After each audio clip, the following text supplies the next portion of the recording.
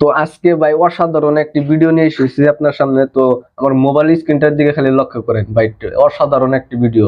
তো ট্যাপ করবো আর মোবাইলের কালার চেঞ্জ হয়ে যাবে, মোবাইলের কালার না ফটোর কালার চেঞ্জ হয়ে যাবে।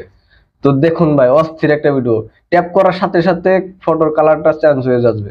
দেখুন ভাই, আপনি কোন ধরনের কালার পছন্দ করবেন, সব ধরনের কালারই এখানে আছে। দেখুন ভাই, তো আপনারা এরকম ভাবে ফটো আপনারা এডিট কিভাবে করবেন, তো আজকে আমি আপনাদেরকে সম্পূর্ণ ভিডিওটি শিখাবো।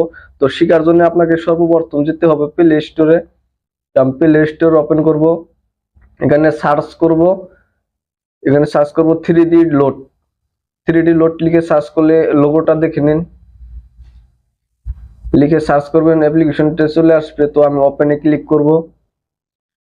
এখানে দেখতে পাচ্ছেন যে গ্যালারি, ওপেন গ্যালারিতে যাব। ওপেন গ্যালারিতে যাব, এখান থেকে আমি যে কোনো একটা ফটো সিলেক্ট করে নেব। তো আমি এই ফটোটা সিলেক্ট করব। তো এখান থেকে সিম্পল কি করবেন আপনারা, এখানে যে আছে লোড, এই লোডে ক্লিক করবেন। লোডে ক্লিক করার পরে আপনারা এখানে দেখতে পাচ্ছেন যে সাইটে, এরকম ভাবে সাইটে যাবেন। তো এখানে দেখবেন যে টপ 25 লেখা আছে, এখানে সার্চ করব, এখানে ট্যাপ করবেন।